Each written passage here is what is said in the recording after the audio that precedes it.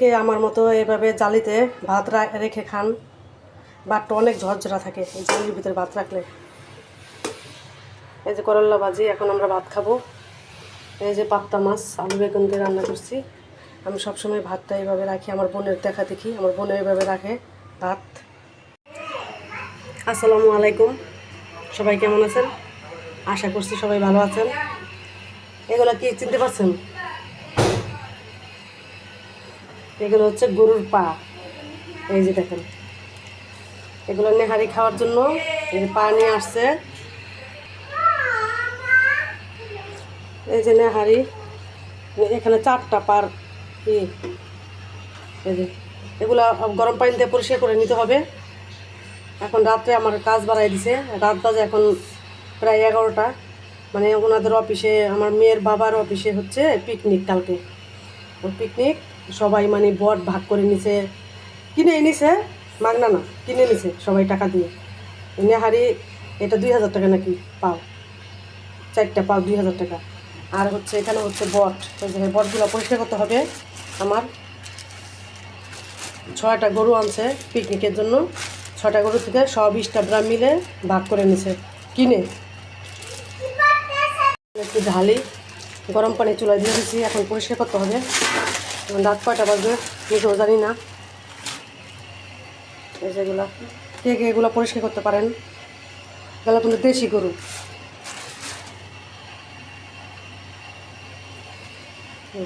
শুধু মোটাটা আনাইছে আমি, এগুলো এখন পরিষ্কার করতে হবে।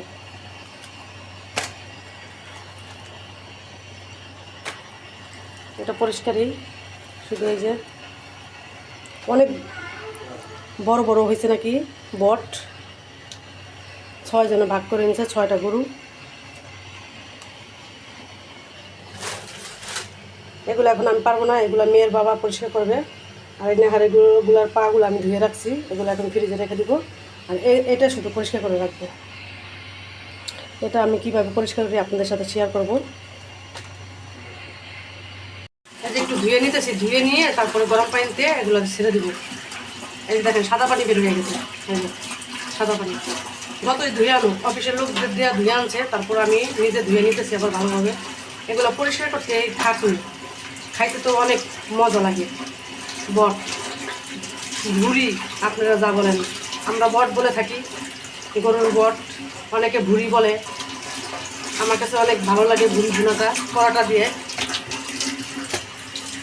এই যে সবগুলো একটু ধুয়ে নিই ভালোভাবে, পরিষ্কার করে আনছে। এই যে তারপর আমার হাতের পরিষ্কারটা করলে আমার নিজের থেকে নিজে পরিষ্কার থাকবে। এই যে পরিষ্কার পানি বেরোইতেছে, যে সবগুলো এভাবে ধুয়ে নিব। এই যে দেখেন, এটা হচ্ছে তেলের সাথে যে যে মোটা নাড়িটা থাকে না, ওইটা পড়ছে 2 কেজি। আর এখানে এই যে বাসা হইতেছে, এই যে গরম পানি এটার ভিতর দিয়েই, মানে এইভাবে দিয়েই এই যে উঠাই ফেলাইতে হইব। এই যে সাথে সাথে ডলা দিবেন, সাথে সাথে উঠে যাবে। এই যে দেখছেন, অনেক সহজ। মানে যার কাছে কঠিন কঠিন, আর যার কাছে সহজ সহজ। আমার কাছে তো অনেক সহজ লাগে। অনেকে চুন দিয়ে, অনেকে চুনে ডুবাই রাখে, ওই বটটা খাইতে ভালো লাগে না। কিন্তু সবচেয়ে গরম পানি দেওয়া যেটা পরিষ্কার করা হয়, ওই বটটা খাইতে অনেক ভালো লাগে, মজাও লাগে। এই যে এভাবে আমরা সবগুলো পরিষ্কার করে নিতেছি। রাত্রেবেলা তো ভিডিওটা ক্লিয়ার নাও আসতে পারে। এই যে সবচেয়ে এই যে টুপি বলে এটাই বাঁচতে খাটনি বেশি। এটার ভিতরে ভিতরে নিয়ে বাঁচতে হয়। এই যে 7টা পরত না কয়টা পরত জানি বলে এটাই বেশি সমস্যা।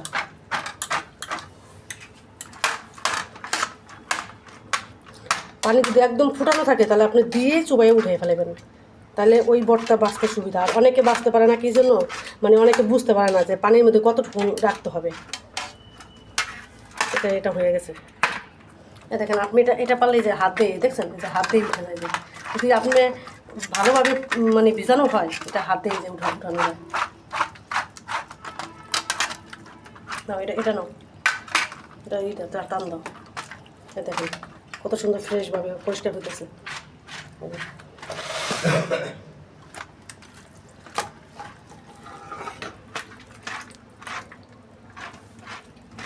কারণ এই পাতিলটা আমি বাদ করে রাখছি শুধু এই যে আবিজাবি সেদ্ধ করার জন্য।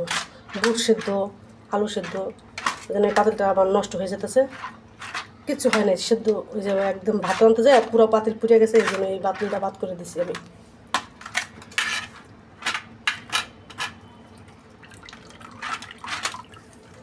একটু গরম করতো, দেখেন দেখেন দেখছেন কীভাবে উঠে আসে। হাত দিয়ে আপনি পরিষ্কার, হ্যাঁ হাত দিয়ে ভালোভাবে ভিজলে যে হাত দিয়ে উঠে আসে।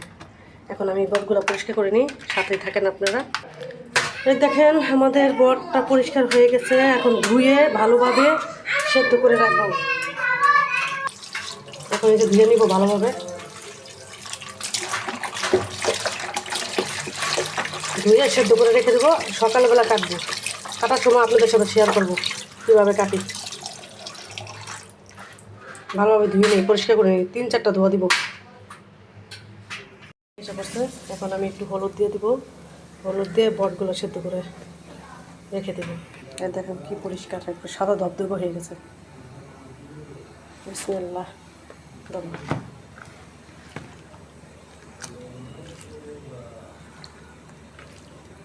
এখন কাটা সম্পন্ন অনেক রাত হয়ে গেছে, সেদ্ধ করে ঢেকে রেখে দেবো, সকালবেলা ঠান্ডা হলে সকালবেলা কেটে নেব।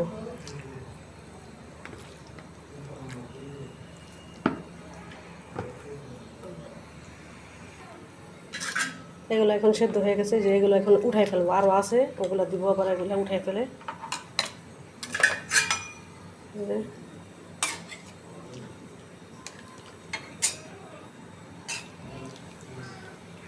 আরও কতগুলো আছে ওগুলো দিতে হবে, কারণ কড়াইটা বেশি বড় না, মিডিয়াম, এই জন্য একবারে হলো না। এগুলো উঠাই নেই, এই যে দিয়ে দিলাম মাছগুলা, এগুলো আবার সেদ্ধ করে এটা কড়াইয়ের ভিতরে রেখে দিব। কারণ ময়লা বের হয় না, তো এই জন্য এই পানিতেই এই পানিতে দিয়ে দিলাম, তাহলে টাইমটা কম লাগবে। এই যে বটটা এবার সকালবেলা সুন্দর করে পরিষ্কার করবো, এখন ঠান্ডা হোক। এই যে দেখেন এটা হচ্ছে একটু মোটা, এই যে নাড়ি আছে না ওইটা, এই জন্য এটা আলাদাভাবে সেদ্ধ করলাম। পরে অনেক দিনের ইচ্ছা পূরণ করলাম। এখানে 10 কেজি ভুড়ি আছে, বাইসা বুইসা এইগুলা পাইছি, এখনও আরও ময়লা ফালানো যাইব, কাটার পর ঠান্ডা হলে কেটে নেব। কার কার ভুড়ি পছন্দ কমেন্টে জানাবেন।